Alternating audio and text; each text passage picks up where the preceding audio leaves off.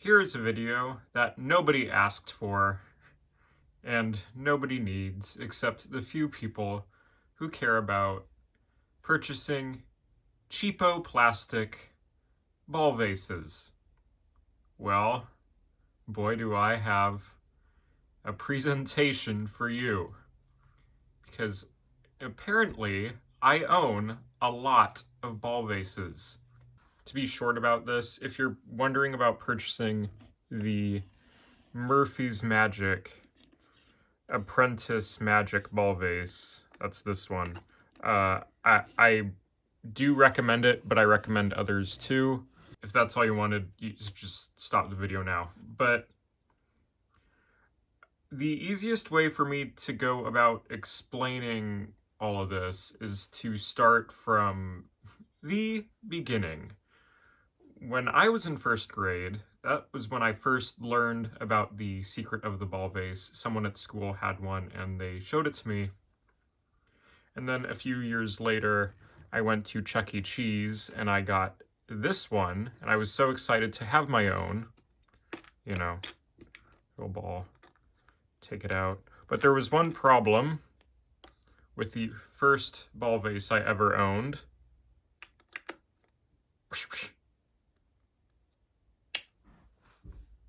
And the ball is back. Oh no. Oh no. So it was from then on that I began my search for a good ball vase. A good, normal, nothing special ball vase. The next one I came across was this one. This is from the Spooky Scary Glowing Magic set, but it's an eyeball, and it's not even made that well because the eyeball comes right off the shell. It's not glued on. You have to do that yourself. I never did. I actually did use double-sided tape at one point. But, you know, that's still fitting in the theme of, it's not just a normal ball vase, because of the eyeball plot. Okay. Fast forward a little bit more. When I finally start getting into magic, this is a Phantasma Magic ball vase. This one is actually okay. I don't know if you can still get this one, but it does the job well. Everything looks more or less consistent. Yeah, this was probably the better option. But at that point, I was in 6th grade, and I'm like, nobody's gonna be impressed by the ball vase. So it didn't, this was never really used that much. These three are from, you know, early in my life. And then because I'm like, the ball vase is cheap, I can buy a few, it doesn't matter. I decided to do this little research project here. And so first I bought this one, and then a few years later, well, this year actually, all of these followed. But this was the one that I had heard Magic Orthodoxy talk about, and I had seen it a couple of times already. And it's the Royal Magic ball vase. Now, this one is not my favorite. I know, again, I will say, I've heard Magic Orthodoxy talk about it, but there's a couple of problems with this one. The first being, you got to be really careful with this lid when you take off. See, I mean, you know how a ball vase works. You take the lid off, and because of the cohesion of the shell to the lid, you get that, which is not, here, I'll be gentle about it. So you gotta be real gingerly, and you can't do that, and sometimes it's even fallen off. The other thing, with some of the, not advanced, just non-standard moves that I would want to practice with a ball vase, because this is just so flimsy on the top of it, this, again, just falls off really easily. You can also see it isn't super consistent with the inside of the vase. I mean, to be fair, it's much better than this, but there are other options. And the other thing I learned too with this one, right, is because the shell is consistent with the ridges on the side of the vase, it blends in very well. This one does not, because of you can see the shadows, and it's mainly because of the curved edges here. Now, this looks okay from a distance and at an angle. That is fine. But as this is supposed to be a close-up prop, it needs to pass close-up scrutiny. And this one, despite its nice price and that it's made in America, it just doesn't, it doesn't do the job that I want. Okay, so after saying, you know, this one isn't cutting it for me, I decided to explore some other options here. Vincenzo di Fata, Italy. This one is $2 on Penguin, but man, does it feel like a $2 product. It is cheap. Cheapo. It's super light, so again, you have to be really careful. And this ball, I dropped it once and it cracked right there. See that? Yeah, that's no good. You can listen, hear that thin, tinny sound. It's cheap. Now, it is a step up from this. So, imagine that these didn't exist. If you wanted to buy a ball vase and your options were these two, I would probably say this one. Despite that it's cheap. Cheapo cheap.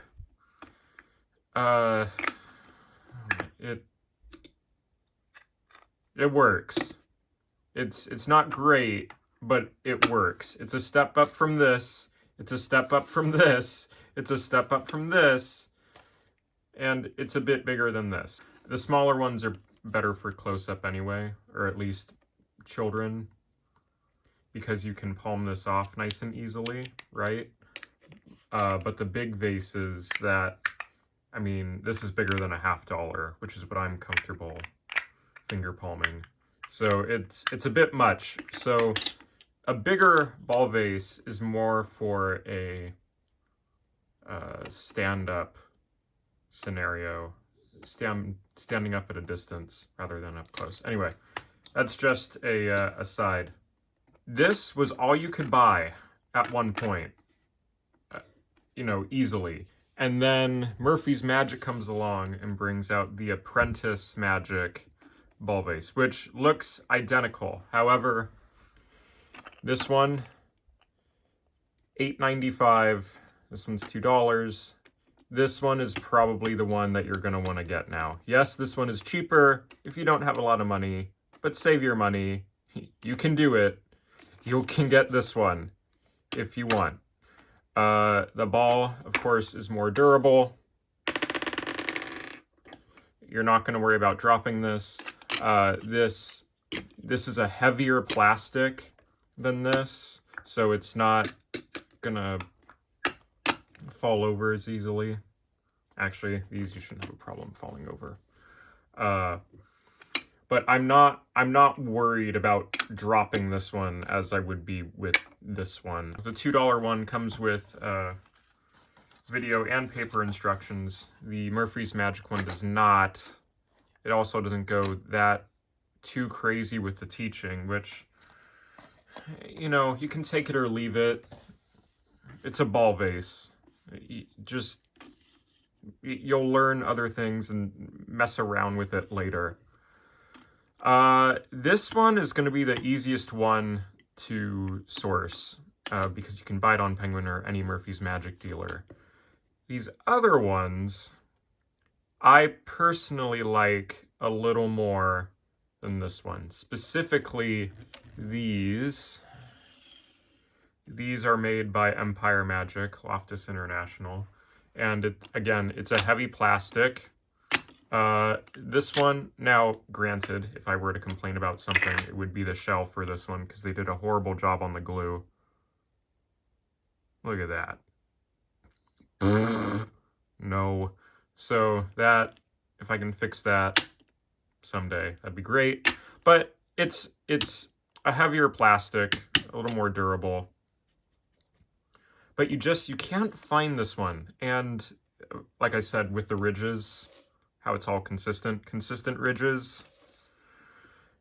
While inconsistent, it's passable, but I would prefer that it's consistent all the way down. And there is, you know, because I was talking about palming, this is a nicer version for close-up. So you can palm that off nice and easily. But these are harder to source.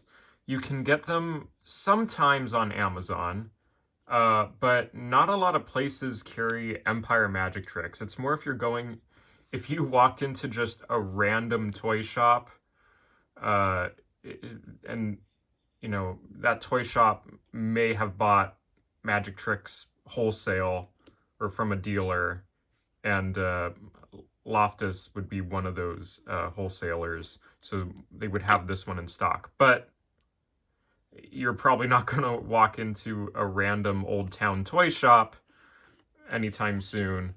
So we'll put those at the back. This one is a Magic Makers one. Again, if you were in an old town toy shop, they might be selling this one. This one is nice just because it's a different color scheme. It's a Adam's Magic replica one. The black and red is nice, a good contrast against green. It's another weird critique I have with ball vases is the color scheme, because red and green, you know, complementary colors there, whereas, you know, green, blue, and red, green and red, okay, red and blue and white, red, white, and blue, why not, right? But it would be much better with the way that I just like to have things if it was a yellow ball. Personal preference. Anyway. Okay, so Adam's Magic Makers.